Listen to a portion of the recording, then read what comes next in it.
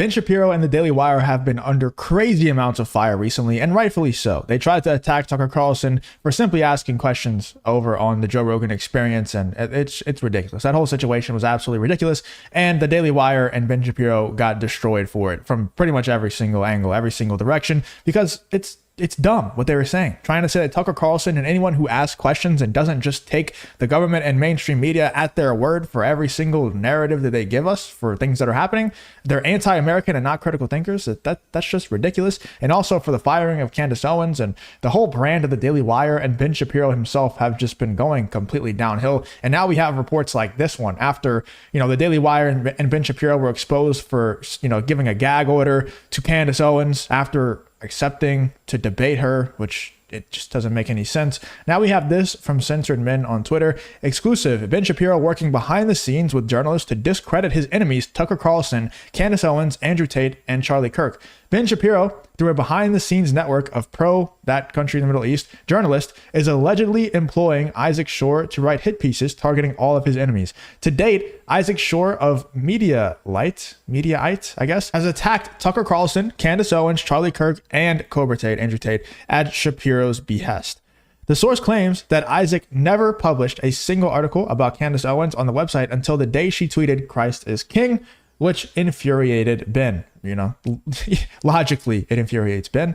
Ben views Tucker and Candace as his mortal enemies. His issue with Charlie is that he continues to work with them both while not committing himself fully enough to that country in the Middle East narrative.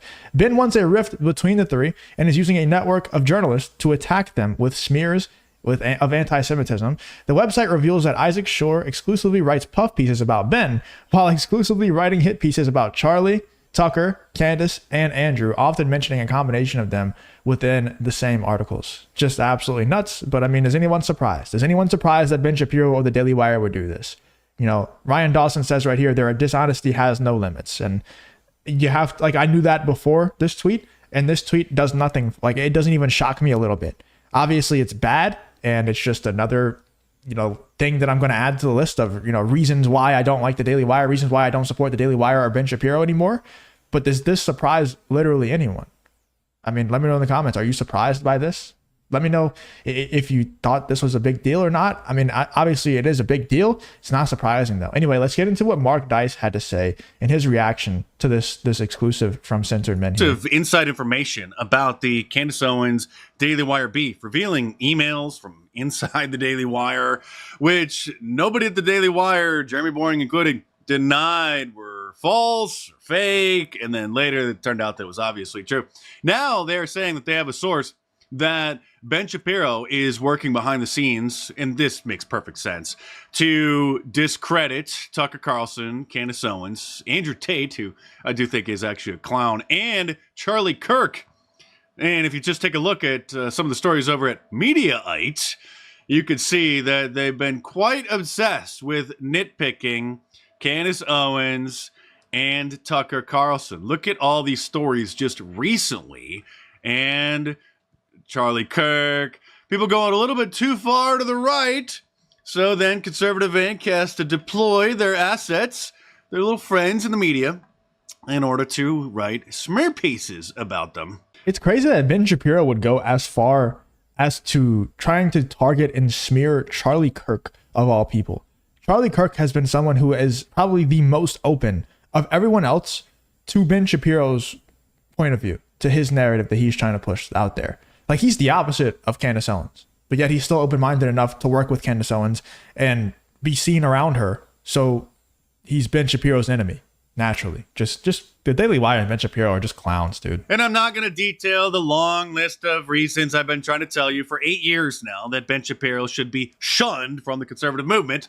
Like how he amplified Michelle Fields' hoax about Donald Trump's campaign manager, Corey Lewandowski, allegedly assaulting her and trying to throw her to the ground back in 2016, or how he literally said that he wanted Hillary Clinton to win in 2016 and beat Donald Trump, or how for 12 or 15 years he's been calling Ron Paul, of all people, an anti-Semite because he didn't want to give aid to Israel or any other country, or how he is captured on... Well, because everybody who disagrees with Ben Shapiro, he has the ultimate trump card now. It used to be that if you were black, then you could just say, oh, you're racist. Now the ultimate trump card is you're anti-Semitic.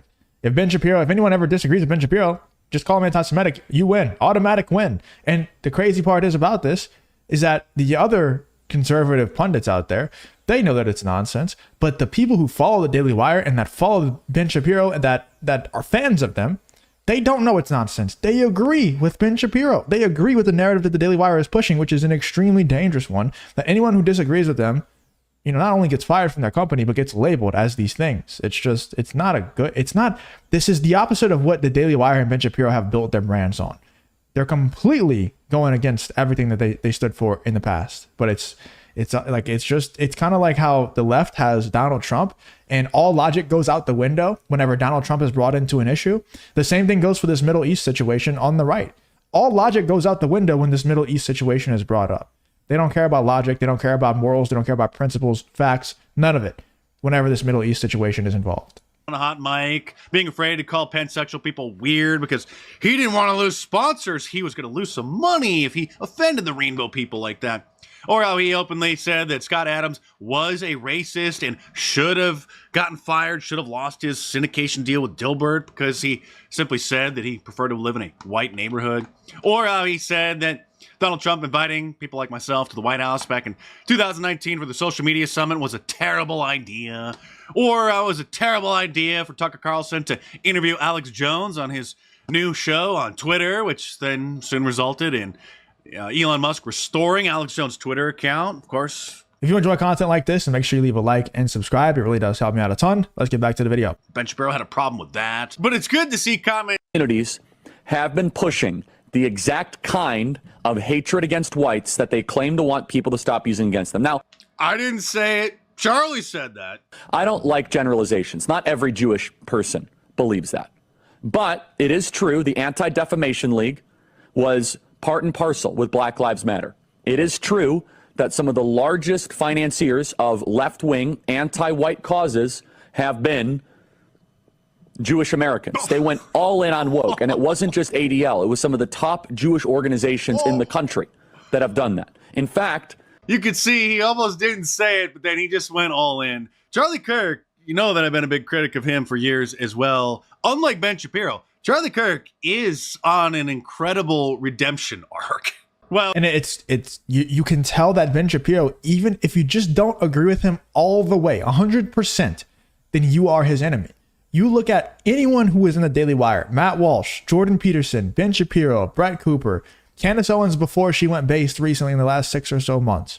All these people, you ask any of them about what Charlie Kirk just said there. You ask them about that, they're going to avoid the question, they're going to run away, and they're probably going to call you the istaphobe. They're probably going to call you that certain you know what that I was talking about earlier, that is their trump card nowadays. But they'll never answer the question, because if they do answer the question, they'll be shunned from not just Ben Shapiro, not just the Daily Wire, but the whole space. That's why people are so scared to speak out on this, because people like Ben Shapiro are the ones that run this thing. If Ben Shapiro and the Daily Wire don't like you, odds are a lot of the other top conservative and corporations out there, they're not going to like you either. If you're not liked for this specific reason. Ben Shapiro, who has 6.86 million YouTube subscribers, can barely get 30,000 views on his videos. Look at this. 3 hours ago, 14,000 views. 5 hours ago, 21,000. Okay, there you got 88,000 views. Okay, are you able to break 100,000 views on a video, Ben? Oh, there you go. 180,000 views on his full show. 160,000, 75,000. Oh, there you go. There you go. 404. Well, I mean, if you don't know, guys, the Daily Wire's whole funnel is to they're using these social media people like Ben Shapiro, Brad Cooper, Jordan Peterson, everybody to funnel them into their website and subscribe to their website, become members on their website. So when you look at Ben Shapiro's numbers in the first few hours and he only has 20,000 views or whatever in 5 hours, 14K in 3 hours, that's because they run ads on their videos. The ads probably just haven't kicked in yet at that point. So then they're all going to eventually end up at 75K or something like that. But it's because they run ads, because their funnel is to their website. Their main source of income and revenue is not from the YouTube channels. It's from the YouTube channels funneling people to their website. So they run ads on all their stuff. So their views are very inflated. That's why Ben Shapiro has 7 million subscribers and not not that much views in comparison to his subscriber count. I'm never one to like try and attack someone and be like, oh, look at your views, ha ha ha, because I feel like, you know, that stuff could happen to anyone. You know, anybody's views could fall off at any time. But if you look at, for example, someone like Russell Brand, who I believe has a similar subscriber count, his view count is way, way higher because his 7 million or 8 million or whatever he has subscribers came a lot more organically than Ben Shapiro's. Whenever your subscribers are coming from ads, you know, actually running ads on your videos, they're going to be a lot less bought in subscribers than if they just came organically. But anyway, let me know in the comments what you're thinking about Mark Dice's thoughts on this whole Ben Shapiro running hit pieces, paying for hit pieces on his opponents. And they're not even left-wing opponents. They're other right-wing opponents. And that's just more, it adds more fuel to the fire to me. That just says very obviously that the Daily Wire and Ben Shapiro are in this thing for money and for money only. They don't care about any of the morals or principles. They don't care about making the country a better place. They care about revenue. And that's cool. I just wish they were more upfront about it and stop doing such dishonest things such as pay people to write hit pieces on Tucker Carlson and Candace Owens and these other people. Anyway, let me know in the comments what you're thinking about this whole Ben Shapiro and Daily Wire situation.